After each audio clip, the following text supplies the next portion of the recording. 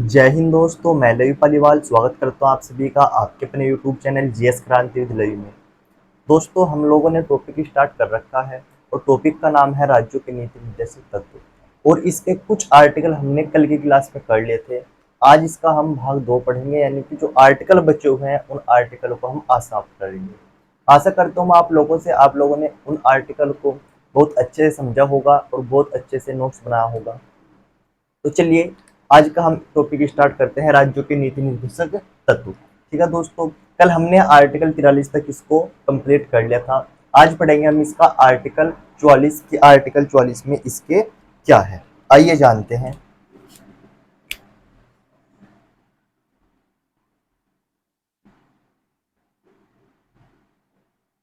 Article 44 इसमें कहा गया है, एक समान सिविल संहिता। एक समान सिविल संहिता।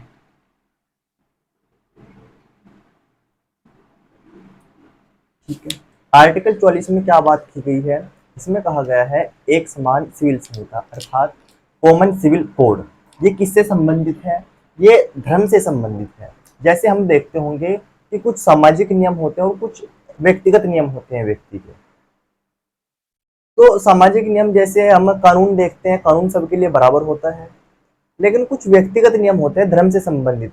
जैसे कौन कौन से हो सकते हैं? जैसे विवाह, तलाक, गोद लेना, अपनी संपत्ति अपने बेटों को देना। ठीक है भाई। तो जो धर्म है हमारे देश में, हिंदू मुस्लिम, इनमें अलग अलग परंपरा है। जैसे विवाह की अलग परंपरा है हिंदू में और मुस्लिम में, तलाक की अलग परंपरा है दोनों में, डिवोर्स की, हिंदू में भी मुस्लिम में भी। ठीक है। तो ये जो व्यक्तिगत दूरी है, अलग अलग है जो ये सिस्टम धर्म के बीच, ये कर्तव्य किसका होगा इसको खत्म करने का? ये राज्य का होगा। राज्यों के नीति निर्देशक तत्व में बात की गई है, तो ये कर्तव्य किसका होगा? राज्य का होगा। ठीक है, एक समान सिविल संहिता लागू करने का। हालांकि ये लागू नहीं हुआ है अभी। ठीक है, सरकार का इस पर कोई प्रभाव नहीं पड़ रहा है इस चीज पर, क्योंकि आर्टिकल 37 साफ शब्दों में कह रहा है कि ये न्यायालय द्वारा परिवर्तन नहीं है, अर्थात इसमें हम लोग भी कुछ नहीं कर सकते, न्यायालय में कुछ नोटिस भी नहीं दे सकती कि एक समान सिविल संहिता को क्यों लागू नहीं कर रहे हो आप लोग। ठीक है भाई, ये बात आप समझ गए होंगे।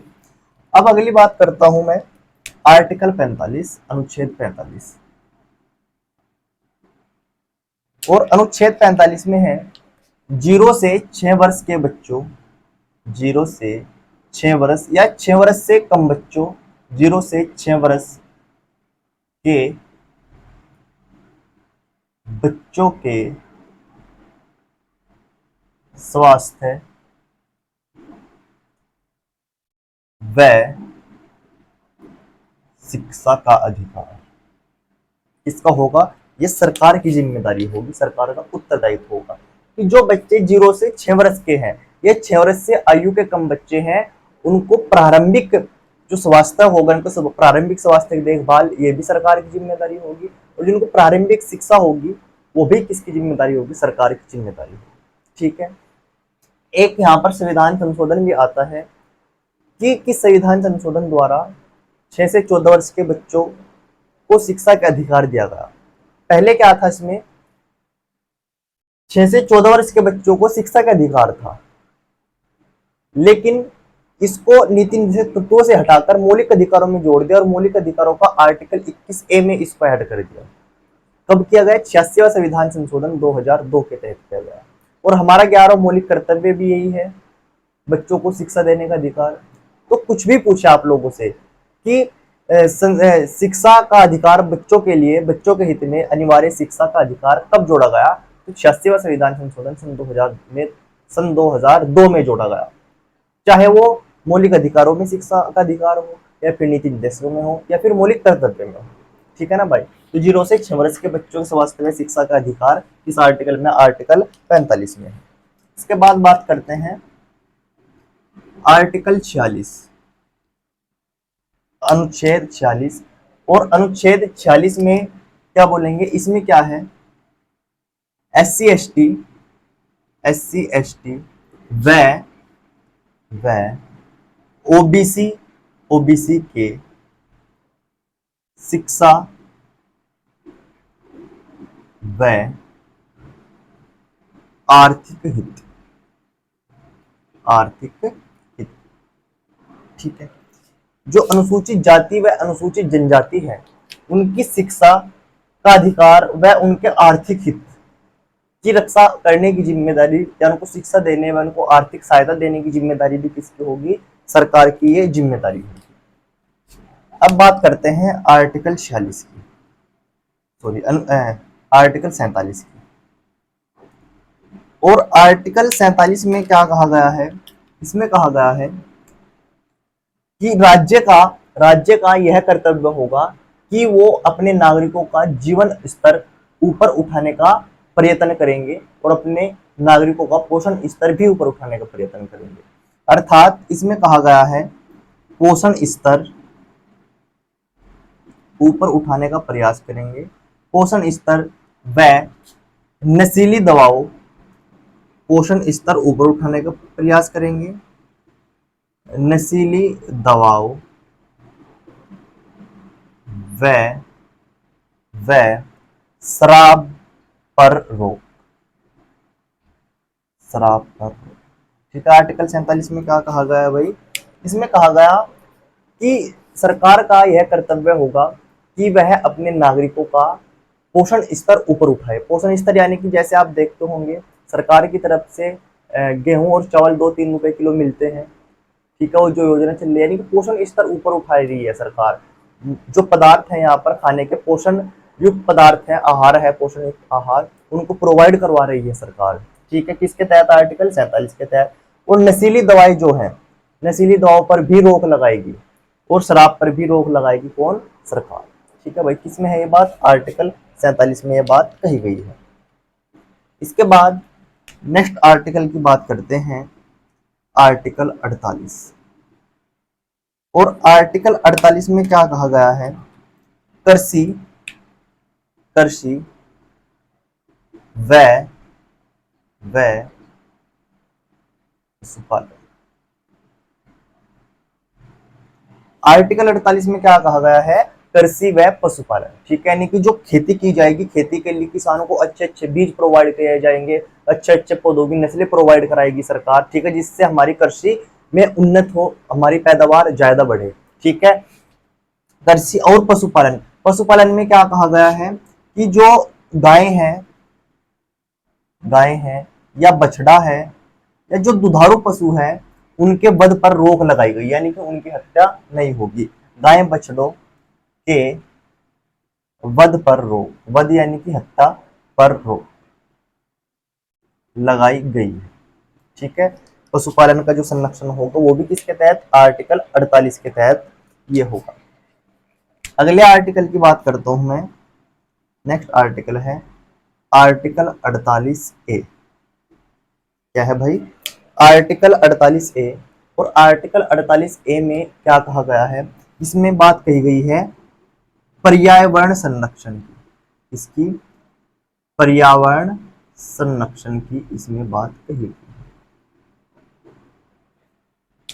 आर्टिकल 48A में क्या कहा गया है? पर्यावरण संरक्षण। पर्यावरण संरक्षण अर्थात जो हमारी नदी है, वन है, झीलें हैं, ठीक है, उनकी रक्षा करना भी किसकी जिम्मेदारी होगी? सरकार की ये जिम्मेदारी होगी। ठीक है भाई। इसको भी आप समझ गए होंगे 48A को। अब बात करता हूं मैं आर्टिकल 49। और आर्टिकल 49 में क्या कहा गया है? इसमें कहा गया है कि जो हमारे राष्ट्रीय महत्व के स्मारक है या भवन है, राष्ट्रीय महत्व के स्मारक भवन व इमारतों का संरक्षण। ठीक है। जो हमारी राष्ट्रीय महत्व के स्मारक है, भवन है या इमारत है, उनका संरक्षण करने की जिम्मेदारी भी किसके पास होगी? सरकार के पास होगी। जैसे राष्ट्रीय महत्व के जो हमारी पुरानी विरासतें हैं, भवन है, जैसे आप देखते होंगे लाल किला हो गया, ताजमहल हो गया, कुतुब मीनार हो गई। ठीक है। तो जितनी भी हमारी पुरानी पुरानी चीजें हैं सब राष्ट्रीय महत्व की, उनकी रक्षा करने की, उनका संरक्षण करने की जिम्मेदारी भी किसके पास होगी? ये सरकार के पास होगी। अगली बात करते हैं नेक्स्ट आर्टिकल, और नेक्स्ट आर्टिकल है आपका आर्टिकल 50। आर्टिकल 50 में क्या कहा गया है? इसमें कार्यपालिका कार्यपालिका व न्यायपालिका का पृथक्करण, समझेंगे दोनों चीजों को क्या है।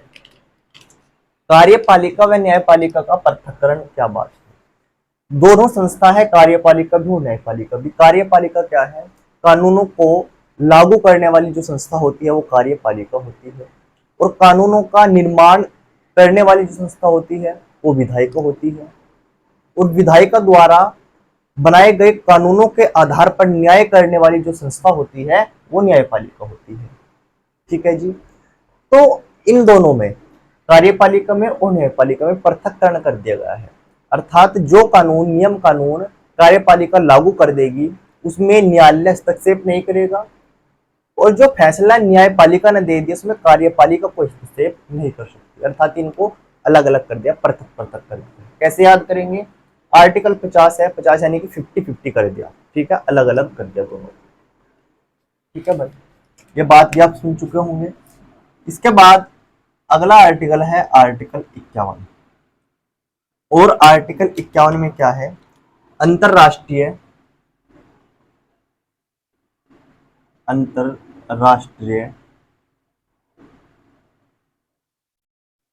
शांति सुरक्षा, अंतरराष्ट्रीय शांति सुरक्षा व समझौते, ठीक है। यानी कि अंतरराष्ट्रीय दूसरे देशों के साथ, अंतरराष्ट्रीय दूसरे देशों के साथ जो समझौते करने हैं, विश्व में शांति स्थापित रखने के लिए समझौते करने हैं कुछ भी। ठीक है भाई, अंतरराष्ट्रीय शांति स्थापित करनी है, ये सुरक्षा की जिम्मेदारी है सरकार के पास, जो हमारा भारत देश है इसकी। ठीक, इसके लिए जो भी संधि या समझौते करना होगा उसका प्रावधान किस आर्टिकल में है? आर्टिकल 51 में इसका प्रावधान किया गया है। ठीक है दोस्तों, इस चीज को आप बहुत अच्छे से समझ चुके होंगे, और आप लोग बहुत अच्छे से इसको नोट भी कर रहे होंगे। ठीक है, एक बार मैं दोबारा रिकॉर्ड कर देता हूँ आप लोगों को। आर्टिकल 44 में क्या है? एक समान सिविल संहिता, कॉमन सिविल कोड जिसको हम बोलते हैं। ठीक है, किससे संबंधित है? धर्म से संबंधित है। आर्टिकल 45 0 से 6 वर्ष के बच्चों के स्वास्थ्य व शिक्षा। ठीक है भाई, बड़ा पूछा जाता है इसको, एक बार आप इंपोर्टेंट करके लिख लेंगे 0 से 6 वर्ष वाले को। ठीक है, पूछते हैं किस आर्टिकल में इसका प्रावधान है, तो आर्टिकल 45 में। आर्टिकल 46 में क्या है? SC ST व OBC के शिक्षा व आर्थिक हित। ठीक है, यानी कि जो शिक्षा होंगे, शिक्षा देने का जो अधिकार होगा, जो निम्न वर्ग होते हैं, मतलब गरीब लोग होते हैं, उनको शिक्षा लेने के पैसे नहीं होते, तो उनको शिक्षा प्रोवाइड कराने का कार्य भी किसका होगा? सरकार का ये जिम्मा होगा। 47 में क्या है? सरकार अपने नागरिकों को जीवन स्तर या पोषण स्तर को ऊपर उठाने का प्रयत्न करेगी, और नशीली दवा व शराब पर रोक लगाएगी, यानी कि नशीली दवा जिससे नागरिकों का नुकसान होता है उस पर रोक लगाएगी। अनुच्छेद 48 में क्या है? कृषि व पशुपालन इसमें कहा गया है। कृषि यानी कि सरकार किसानों को अच्छे अच्छे बीज प्रोवाइड कराएगी, अच्छी नस्ल के पेड़ पौधे प्रोवाइड कराएगी, जिससे कृषि में सुधार हो सके। पशुपालन, गाय व बछड़े के वध पर रोक लगाई है। पशुपालन कर सकते हैं हम कुछ भी इसके तहत आर्टिकल के। ठीक है, लेकिन जो दूध देने वाले पशु है, गाय है, या खेतों में काम करने वाले पशु है, उनके वध पर रोक लगाई गई है। आर्टिकल 48A इसमें क्या है? पर्यावरण संरक्षण। पर्यावरण संरक्षण में जैसे हमारी नदी होगी, झील हो गए, वन हो गए, ठीक है, या कोई प्राकृतिक चीज होगी पर्यावरण से संबंधित, उन सब की रक्षा की जिम्मेदारी भी सरकार के पास होगी। अनुच्छेद 49 में क्या है? राष्ट्रीय महत्व के स्मारक, भवन व इमारतों का संरक्षण। जो हमारे राष्ट्रीय महत्व के स्मारक है, भवन है, या कुछ भी है, ठीक है, बड़ी बड़ी इमारतें हैं, उनके जो संरक्षण रक्षा करने की जिम्मेदारी वो भी किसके पास? सरकार के पास होगी।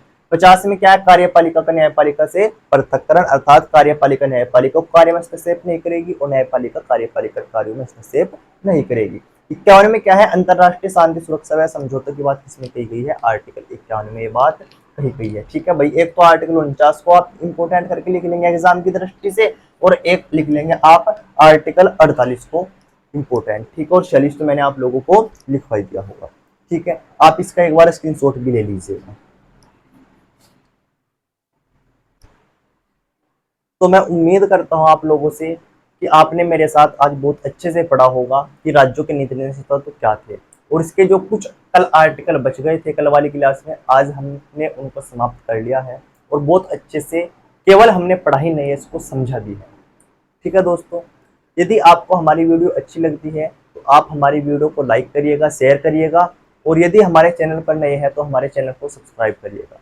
जल्द ही मिलते हैं अगले वीडियो में, तब तक के लिए सभी दोस्तों को टेक केयर, बाय बाय, जय हिंद, जय भारत।